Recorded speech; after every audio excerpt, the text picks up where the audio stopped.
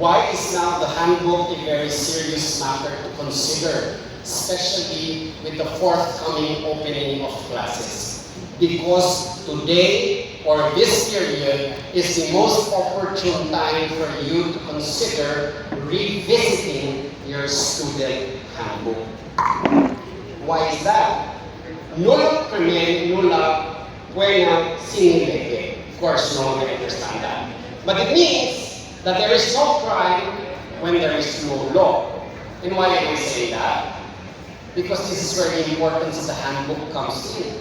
If it is not in the student handbook, the principal will hang on the balance on whether to enforce a rule or not. For example, in your school, do you prohibit the wearing of earrings? Do you? Is it prohibited of male students to wear an earring? Maybe yes, maybe no. But what is important here is the second question. What is or are your legal basis in prohibiting the wearing of the earring? If it is not in the handbook, you cannot prohibit it. And worse, you cannot punish any infraction.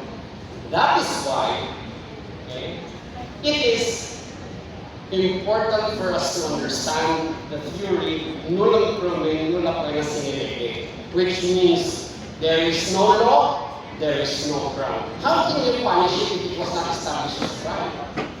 Yes? So, these are the importance of the student handbook.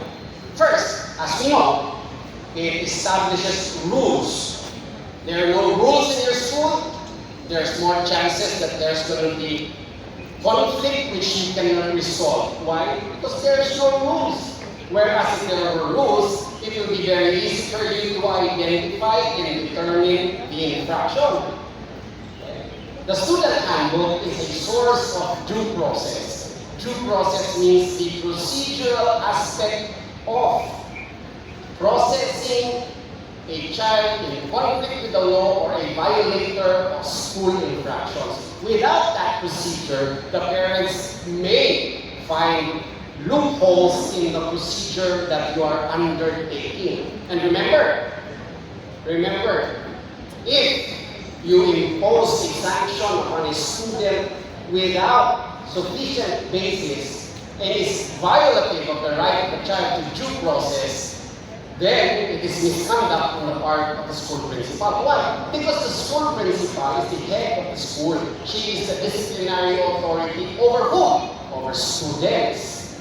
Okay? Now, third, if the student handbook provides the procedure of resolving conflict, there is no difficulty. Isang hirap lang. Make sure that the procedure is in the handbook. Later on, the teachers will have reference as to how to implement the rules and regulations of the school.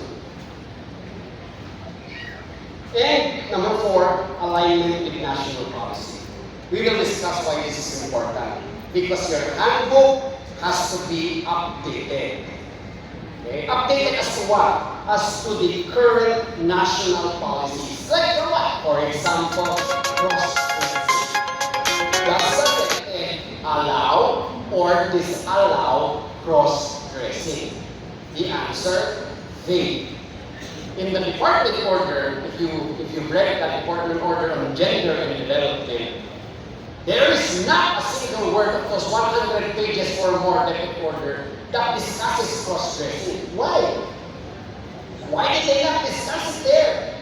When it's about gender development and gender expression, why does it not say it's prohibited or not?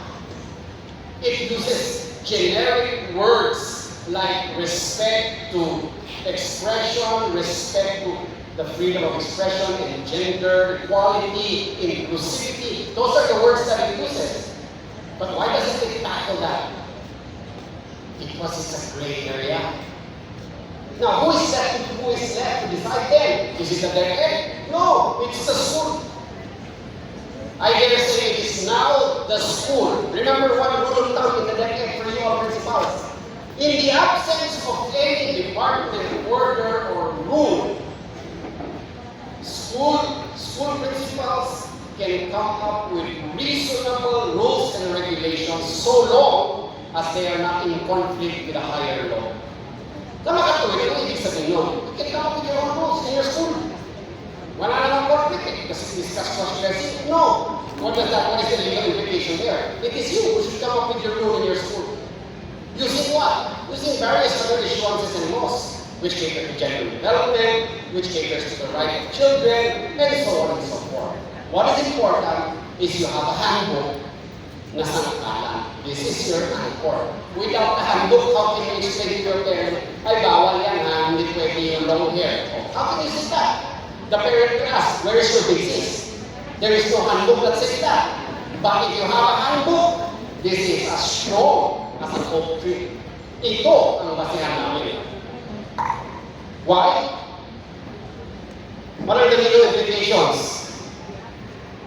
Due process is a very, very important thing when it comes to student discipline. Okay? Now, why do I discuss this here in Natin Pespa? Because there are more infractions in the secondary schools rather than in the elementary schools. There are more child offenders in the secondary level than in the elementary. That's why the secondary school principals should worry, who should be more careful in dealing with infractions committed by students. And there is one important facet of student discipline, it is due process. And if you break it down, it's very simple. Due process is the right to be notified and the right to be heard. To amplify that, notice, which is an integral part of due process, means you have the right to be notified. You cannot be penalized for something that you did not know of. Okay? They cannot fire you, they cannot take your property away without you having received the official copy. That's why many principals ask me, attorney, meron daw akong formal charge. Wala naman ako sa school. Kung wala ka sa school, hindi ka andar yung formal charge na yan. Why? Because that's violation of due process. You have to receive it. Okay? If you don't receive it, it doesn't run. So, can the principal go hiding, not going to school because he doesn't want to receive it? No, hindi naman pwede yun. Because they can tender it to you or leave it in your office with a reasonable person of discretion. Like who? Like your secretary. Okay? But what is important here is the right to be notified is as good as it applies to students also. The right to be notified and the right to be heard. Unless those two prerequisites are met, no penalty shall ever be signed by the principal. Even if it is in the dito, yes, even in the airport, in the app, pag walang notice in hearing. Halimbawa yung nakwento ko sa inyo, dalawang estudyante, grade 9 and grade 10, nahuli ng teacher, assistant principal, doon sa isang classroom, naked. Dinala sa school principal, ipapa-expel. Bakit ipa-expel? Wala pang notice. You write the parents first. Sabi ng assistant principal, ma'am, nahuli ko sila, hubot-hubad. Ano pa bang ebidensya na kailangan? Kahit may ebidensya. Ipaalam pa rin sa magulang and let them answer. Otherwise, the penalty, even if you caught them in the act, is void. Kasi violation of the process. The parents have to be informed and the parents have to be given the opportunity to explain. Sabi ng assistant principal, there is nothing to explain. What is there to explain? I caught them. Put their both naked off. Kasi nga nahuli niya, oh my gosh, nahuli niya. Dalaga yung assistant principal.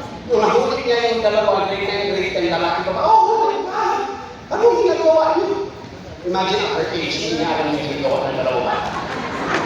So brought them to the principal's office.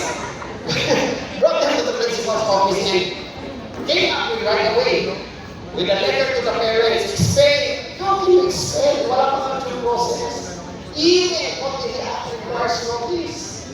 Kasi sabi ng principal, ano nga i-charge natin? Oh, hindi niya alam. Ano ang offense pag nahuli ang dalawang bata na hugot-hubad? Sabi ng assistant principal, not wearing uniform. Not wearing uniform. Okay.